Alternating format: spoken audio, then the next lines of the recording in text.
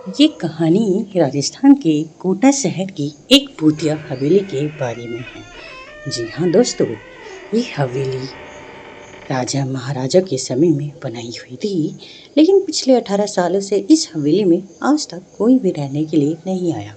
इच्छा होने पर भी इस हवेली में कोई भी नहीं रह पा रहा था, क्योंकि लोगों का कहना था कि इस हवेली में भूत प्रेत का साया है। जब अजीत सिंह को इस हवेली के बारे में पता चला तो उसने तय किया कि वो इस रहस्य को जानकर रहेगा, क्यों लोग इस हवेली में नहीं जा पा रहे हैं। उसने मजबूत इच्छा शक्ति से हवेली में रहने की पूरी तैयारी कर ली। जब उसने हवेली के अंदर जाने के लिए पैर आगे बढ़ाया तो दरवाजे पे किसी अनजान व्यक्ति ने उसे रोक लिया और नजदीक जाके बोले, कौन हो आप और किधर जा रहे हो? अजीत सिंह ने जवाब देने के बजाय उसने सामने सवाल किया, जी आप कौन? मेरा नाम अर्जुन सिंह है और मैं यहाँ पास में ही रहता हूँ। अजीत सिंह ने कहा, ओह अच्छा, मैंने सुना है कि ये एक भूतिया हवेली है और यहाँ कोई नहीं आ पाता है, इसलिए मैं इस हवेली में एक दिन रुकने का फैसला किया है। अर्जुन सिंह ने कहा, जी हाँ, आपने सही सुना है और आप भी अंदर मत जाइए, मेरी जान तो आप भी वापस लौट जाइए, यहाँ बहुत खतरा है। ये सुनकर अजीत सिंह खुश हो गया, जैसे कि उन्हें कोई लॉटरी लग गई हो। अर्जुन ने उसकी खुशी को देखकर बोला, आप क्यों खुश हो रहे हो? आपको तो भूत का नाम सुनकर डर लगना चाहिए ना। शायद आपको पता नहीं होगा कि मैं भूत प्रेत में काफ़ी दिलचस्पी रखता हूँ। अगर इस हवेली में भूत है तो मैं अंदर जरूर जाऊँगा और सारी सच्चाई का पता भी लगाऊंगा। इतना कहकर अजीत सिंह उस हवेली में चले गए। अंदर जाके अजीत ने अपने बैग को साइड में रखा और हवेली के चारों ओर देखने लगा। सारे रूम भी चेक कर लिए। बाद में ड्राइंग रूम में आके सोफे पे बैठ गया। उसने वहाँ बैठकर दारू की 2-4 पैक भी पिए। वहीं अचानक उस रूम में लाइट का एक बल्ब चालू बंद होने लगा, लेकिन अजीत सिंह ने उस पर ध्यान ही नहीं दिया। थोड़ी बाद दूसरा बल्ब भी चालू बंद होने लगा। फिर तो हवेली की सारी लाइट धन बंद होने लगी। ये सब देखकर अजीत अपनी जगह पे खड़ा हो गया और संपूर्ण सचेत हो गया। अचानक उसके सामने एक छोटा टेबल हवा में उड़ने लगा।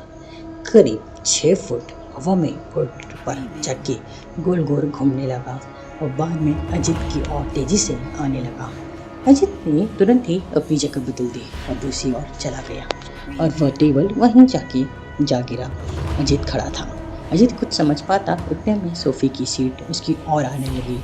वह जल्दी खड़ा हो गया और छलांग लगा के दूसरी ओर कूद गया। इसी कारण सोफा दीवार पर टकराया और अजीत बच गया। अचानक सब कुछ शांत हो गया। अजीत ने चारों ओर सतर्कता से देखा और बड़ी आवाज में बोला, तुम जो भी हो सामने आकर मेरे से बात करो। वही एक बड़ी परछाई उसके सामने आई। अजीत ने उस परछाई को देखा कि कौन हो तुम और क्यों मुझे मारना चाहते हो? परछाई, तुम भूल के कारण? अजीत, मेरी भूल? मैंने कौन सी भूल की? परछाई, इस हवेली में आने की भूल।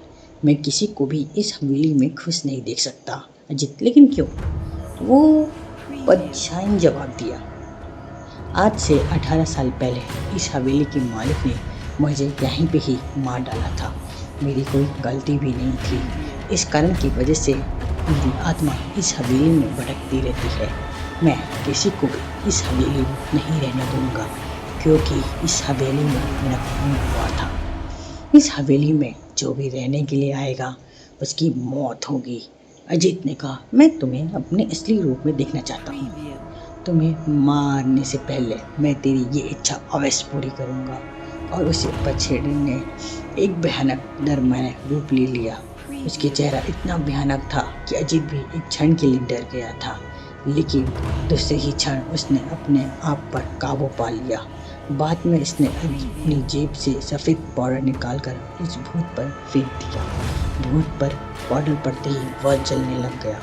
बड़ी बड़ी ज्वाला उठने लगी। वह बहुत जोर से चिल्लाने लगा और बाद में पूरी तरह से जल गया।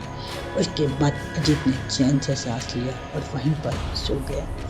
दूसरे दिन सुबह जब अजीत ने यही सलामत हवेली से बाहर आते देख अर्जुन को आश्चर्य हुआ। अर्जुन ने अजीत से कहा, तुम कैसे जिंदा हो? जब अजीत ने अर्जुन को कल रात हुई घटना के बारे में बताया और बोला कि हवेली भूतिया हवेली नहीं रही। दोस्तों, आपको ये कहानी राजस्थान की कोटा की भूतिया हवेली कैसी लगी? हमें ज़रूर बताइएगा। अच्छी लगी लाइक करिएगा, सब्सक्राइब करिएगा और शेयर करिए।